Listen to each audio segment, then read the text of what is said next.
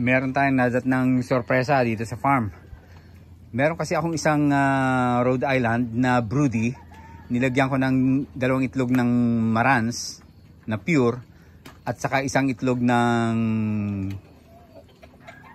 ulikba, yung native.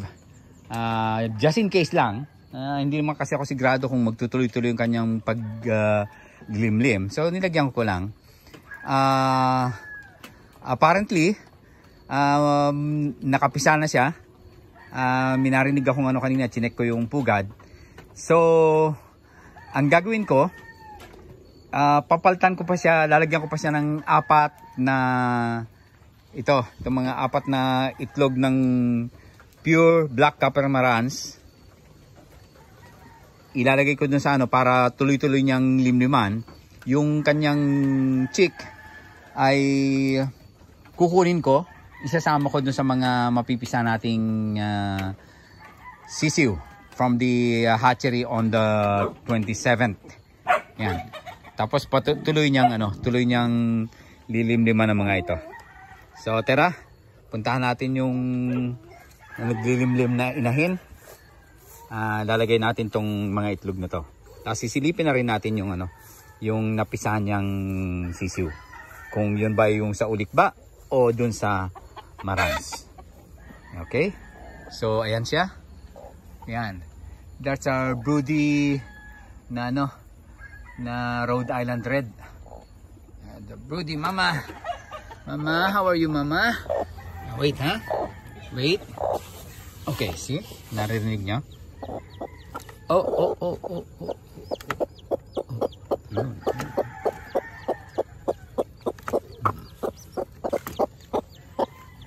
So yun ang napisa.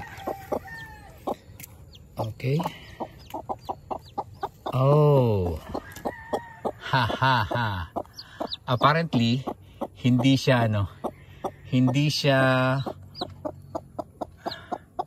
I doubt, tingin ko hindi siya black copper.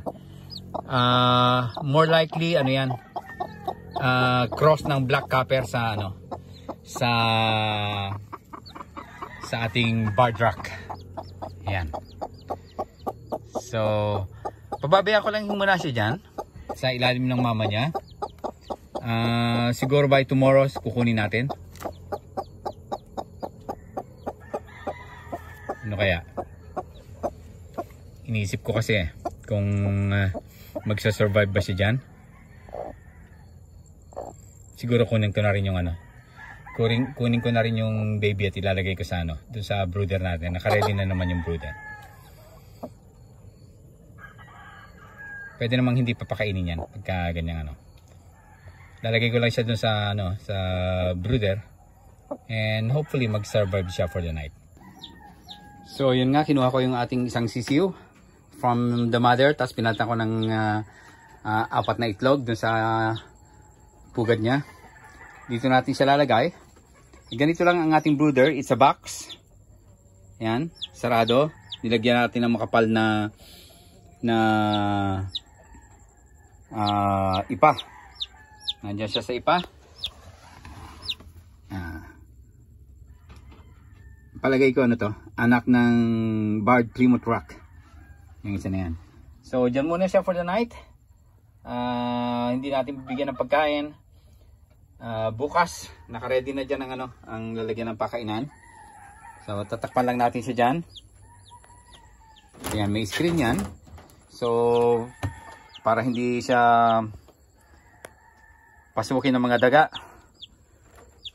at pusa.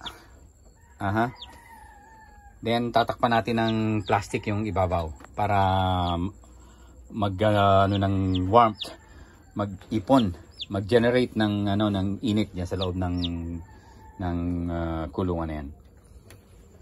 Okay. I hope makasurvive itong na to. Kasi in 3 days nandiyan na rin yung yung mga 60 plus na sisiw na inaasahan natin.